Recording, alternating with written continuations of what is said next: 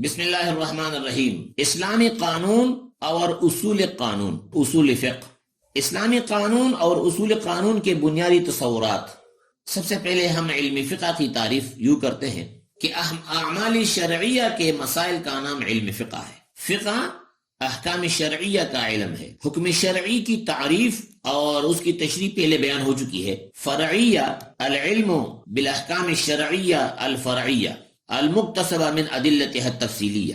احکام فقہیہ ان عملی مسائل سے متعلق ہے جو ذمہ دار لوگوں کے معاملات سے پیدا ہوتے ہیں، اور ایسے مسائل کے احکام اس لیے فروع کہلاتے ہیں تاکہ ان میں اور ان کے اصول میں فرق ہو سکے۔ یہی اصول وہ دلائل شرعیہ ہے جو علم اصول فقہ کا موضوع ہے۔ علم اسلامی اصول کے اہم مصادر جو ہے اس میں سے قوانین اسلام، اسلامی قانون، قوانین اسلام کے ماخذ۔ اسلامی قانون سازی کا پہلا ماخذ جو ہے وہ قرآن کریم ہے۔ اس پر تمام مذاہب اسلام جتنے بھی اسکول آف تھاٹس ہے، سنی ہے، شیعہ ہے، سب متفق ہے کہ پہلا ماخذ جو ہے وہ قرآن ہے۔ البتہ قرآن کی بعض آیات کی تفسیر میں مختلف آراء ہے۔ قرآن کریم کے بعد اسلامی قانون سازی کا دوسرا ماخذ سنت نبوی ہے صلی اللہ علیہ وسلم۔ تیسرا ہے کنسنسس، اجماع امت، اجماع صحابہ۔ چوتھا ہے قیاس۔ کوئی بھی مسئلہ شرعیہ ہو، پہلے ہم قرآن کریم سے اس کا حل ڈھونڈتے ہیں۔ قرآن کریم کے بعد سنت رسول۔ سنت رسول میں ہوگی، لیکن قرآن و سنت سے ہمارا اپروچ کم ہونے کی وجہ سے ہم نہ پا سکیں گے، تو اہل علم طبقہ جو نبی علیہ السلام کے زمانے میں تھا، فقہا صحابہ، محدثین صحابہ، مختلف مراتب تھے علم کے ان میں بھی، تو ان سے ہم جس پر اصحاب رسول کا اجماع ہو جائے وہ مسئلہ ہم ادھر سے مسئلہ نکالتے ہیں، اور اس میں اصحاب رسول کی سیرت میں ان کے مسائل اور ان کے قضاء میں جن کے فیصلے ہیں ان میں ہم ڈھونڈتے ہیں۔ پہلا جو ہوگا قرآن، پھر سنت رسول، پھر اجماع صحابہ۔ اجماع ہر دور میں ہوتا رہا اہل علم کا۔ رسول اللہ صلی اللہ علیہ وسلم نے فرمایا ہے کہ ید اللہ علی الجماع۔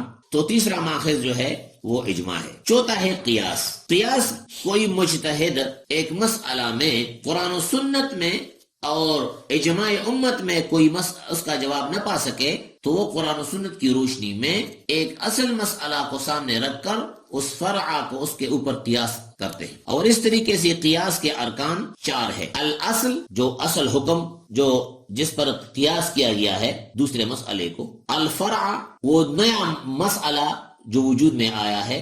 اب نئے مسئلے کا حکم اصل مسئلے کے ساتھ کیسے لگاؤ گے؟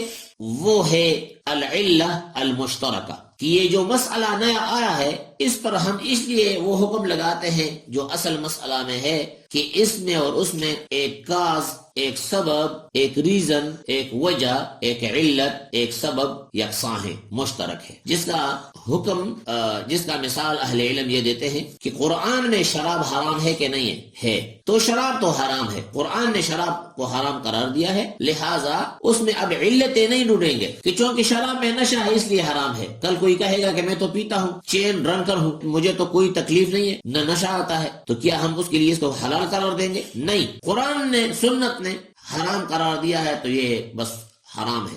ہاں، اگر کوئی نئی چیز نکل آئے جو شراب نام اس کا نہ ہو، لیکن اس میں وہ وجہ ہو جو شراب کی بتائی گئی ہے کہ عقل میں فطور لانا، نشہ آور ہونا، بدحواس ہونا، مخبوط الحواس ہونا، اس قسم کے عوامل اگر اس میں ہو تو اس کا وہ چیز نیا ہوگا، اس کا نام قرآن و سنت میں نہیں ہوگا، لیکن اس میں جو علت ہے، جو وجہ ہے، جو سبب ہے، جو نقصان ہے، اس نقصان والی چیز قرآن میں ہے کہ اس میں وہ اور یہ نقصان میں یکساں ہے۔ یعنی ایک چیز نہیں آئی، آئس نشہ ہے، حواس باختہ کرتا ہے، ہاں، صحت کو گراتا ہے، ہاں، دماغ کو مخبوط الحواس ہوتا ہے بندہ، دماغی توازن کو بیٹھتا ہے، جی، صحت گر جاتا ہے، ہاں۔ قرآن نے نشے کی وجہ سے شراب کو حرام قرار دیا ہے، لہذا اس چیز میں بھی اس شراب جیسی ایک چیز ہے، وہ یہ کہ نشہ ہے، صحت کو تباہ و برباد کرتا ہے، عقل کو بگاڑ کرتا ہے، عقل میں بگاڑ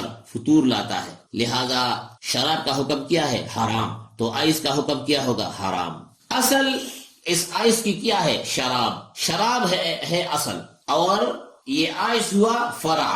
آئس اور شراب میں مشترک صفت کیا بنا، علت مشترکہ کیا بنا؟ نشہ. اس میں بھی نشہ ہے تو اس میں بھی نشہ ہے. جب دونوں میں نشہ ہے تو جو حکم اصل کا ہوگا جو شراب ہے وہ فرع کا بھی ہوگا جو آئس ہے. تو شراب حرام، آئس حرام. اس طریقے سے ہر کوئی نئی چیز آئے اور وہ عقل میں فطور لاتا ہو، انسان اپنے حواس کو بیٹھے، توازن میں نہ رہے، تو وہ چیز حرام قرار دی جاتی ہے. کچھ چیزیں ایسی بھی ہے کہ وہ نشاور تو اتنے نہیں ہیں لیکن صحت کے لیے ہے نقصان دہ. مثال کے طور پر چرس حلال ہے کہ حرام ہے؟ چرس حرام ہے، دماغ کو خشک کرتا ہے، ضروریات معدہ میں سے نہیں ہے. خرچ اس پر جو کرتے ہیں پیسے وہ اسراف ہے، اسراف حرام ہے. اگر یہ بات حرام ہے تو پھر سگریٹ اور نسوار کا کیا حکم ہوگا؟ سگریٹ اور نسوار پر جو آپ پیسے لگاتے ہیں، صحت کی بربادی کرتے ہیں، تو اس کا حکم کیا ہونا چاہیے؟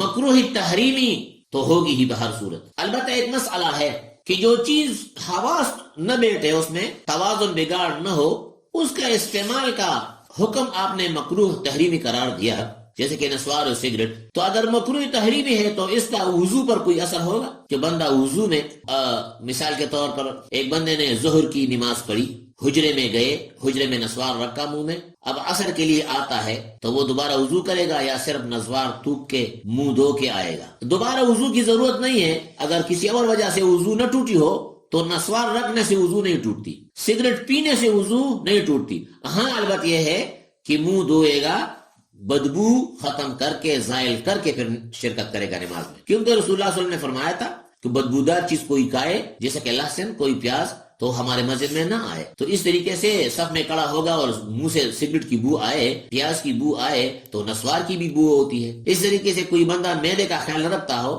اس کے منہ سے بدبو جاتی ہو، تو یہ بھی اس کو زائل کرے گا، اس کے لیے علاج کرے گا. زیادہ پانی پیے گا، سونف کا استعمال کرے گا، الائچی کا استعمال کرے گا تاکہ اس کی بدبو زائل ہو، معدہ کا علاج کرے گا. کیونکہ نماز میں کھڑا ہونا ہے تو اچھے طریقے سے صاف کپڑوں کے ساتھ خوشبو لگا کے اور صاف منہ کے ساتھ کھڑا ہونا چاہیے تاکہ دوسرے نمازیوں کو اس کی ڈکار سے اور اس کی انگڑائیوں سے تکلیف نہ ہو، وہ اس کا توجہ نماز سے ہٹے نا. اس وجہ سے اس چیز کا خیال رکھنا چاہیے. تو کوئی نسوار یا سگریٹ وہ پیے گا، نسوار رکھے گا، تو وہ نماز میں شامل ہونے سے پہلے نہ صرف یہ کہ وہ تھوکے گا بلکہ منہ دھوئے گا یہاں تک کہ اس کی بدبو زائل ہو جائے. باقی دیگر جو چیزیں ہیں اس میں تو اس کے ہوتے ہوئے تو آپ نماز کیا کہ آپ وضو کیا کہ نماز میں بھی شامل نہیں ہو سکتے. آپ نے شراب پیا اور آپ کے حواس پاختہ ہو گئے، آپ کا توازن بگڑ گیا، اس قسم کے مسائل، تو اس کا تو ظاہر ہے کہ اس کا حکم جو ہے وہ حرام ہے، اور اس کا حکم مکروہ پان کا اور جو ہے نسوار کا، سگریٹ کا، اس کے حکم میں اختلاف اپنی جگہ پر کہ مکروہ تو ہے ہی، کراہت میں تو کوئی اختلاف نہیں ہے. کچھ اہل علم نے اسراف کی بنیاد پر کہ اس پر پیسے کا استعمال کرنا اسراف ہے، لہٰذا یہ ناجائز اور حرام ہے. دوسری دلائل کی روح پہ وہ کہتے ہیں کہ یہ چونکہ شریعت مطہرہ میں اس پر نص اس کی حرمت پہ نہیں آیا اور نہ اس میں وہ عوامل ہے جس کی وجہ سے حرام قرار پائے جیسے شراب، تو لہٰذا یہ مکروہ تحریمی ہے ہی لیکن حرام کے حکم میں نہیں آتا. تو اس لحاظ سے قیاس کے ارکان کتنے ہوئے؟ قیاس کے ارکان ہوئے 4: الاصل، دوسرا الفرع، تیسرا العلہ المشترکہ، چوتھا الحکم. اصل ہوا شراب، فرع ہوا نبیذ، تو علت دونوں میں کیا ہوا نشہ، سکران، سکر. تو حکم چوتھا شرط ہے، وہ کون سا آیا؟ وہ ہے حرمہ، کہ جو اصل ہے شراب حرام ہے تو اس پر جو قیاس کیا گیا نبیذ وہ بھی حرام، کیونکہ اصل میں جو چیز حرام ہے وجہ یہ ہے کہ اس میں نشہ ہے، تو جو چیز نئی وجود میں آئی ہے اس میں بھی نشہ ہے، لہٰذا اس کی مثال وہ بھی اصل کی طرح حرام ہے، کیونکہ دونوں میں صفت مشترکہ یہ ہے، علت مشترکہ یہ ہے کہ دونوں میں نشہ ہے. تو جو اصل کا حکم ہوگا شراب وہ حرام، تو جو نقل ہے وہ بھی حرام. یہ ہوئے ہمارے اسلامی قانون کے مآخذ جو کہ قرآن، سنت، اجماع اور قیاس ہے. اور آخری قیاس کے ہم نے 4 ارکان بتا دیے اور اس کی تشریح بھی کی. قرآن تو یہ اللہ تعالیٰ کا کتاب، سنت رسول اللہ صلی اللہ علیہ وسلم کا پریکٹیکل جو انہوں نے کچھ کہا ہے، بتایا ہے، کچھ کیا ہے، سنت قرار دیا جاتا ہے۔ اور اجماع وہ کسی بھی زمانے میں اہل علم طبقہ کا اتفاق ہونا ایک ایسے مسئلے میں جس کا وجود اس میں بعینی ہی قرآن و سنت میں موجود نہ ہو۔ اجماع کی تعریف اہل علم یوں کرتے ہیں کہ اتفاق المجتہدین فی عصر من العصور على حکم الشرعی بعد وفات النبی۔ اتفاق المجتہدین، اہل علم کا اتفاق ہونا، مجتہد درجے کے علماء جو ہو، کسی بھی علی حکم شرعی، کسی حکم شرعی پر، اور وہ حکم شرعی ایسا ہو کہ قرآن و سنت میں اس کا وجود نہ ہو،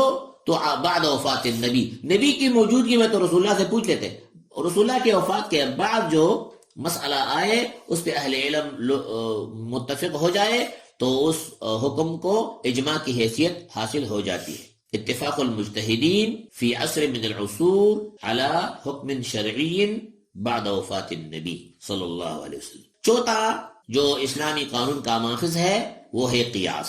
قیاس جو مسئلہ کسی مجتہد کے سامنے پیش کیا گیا، انہوں نے اس کا اصل نہ پایا قرآن میں، پھر نہ پایا سنت میں، پھر نہ پایا اجماع امت میں، تو انہوں نے اس مسئلے کو ماضی کے کچھ مسائل میں سے اس میں کوئی سملیرٹی نکال کے اس کو اس پر قیاس کیا۔ لیکن یہ کام مجتہد ہی کرے گا، اور اس کے لیے میں نے اس مجتہد جو یہ قیاس کرے گا ان کے لیے 4 بنیادی شرائط میں نے رکھ دیے کہ اصل کون سے پر آپ قیاس کرتے ہیں، فرع کس مسئلے کو آپ قیاس کرتے ہو، اور اس اصل اور اس فرع میں یکسانیت، مشابہت کیا ہے، العلت المشترکہ، علت مشترکہ کیا ہے۔ تو اگر مشترکہ پایا گیا تو پھر جو اصل کا حکم ہوگا وہ اس فرع کا بھی حکم ہوگا، لہذا چوتھا شرط لایا گیا، وہ کون سا؟ وہ ہے الحکم، الاصل پہلا، الفرع دوسرا، تیسرا شرط وہ ہے علت مشترکہ۔ تو چوتھا آئے گا، چوتھا رکن قیاس کے ارکان میں سے پہلا رکن ہے الاصل، دوسرا ہے الفرع، تیسرا ہے العلت المشترکہ، تو چوتھا آئے گا کون سا؟ الحکم۔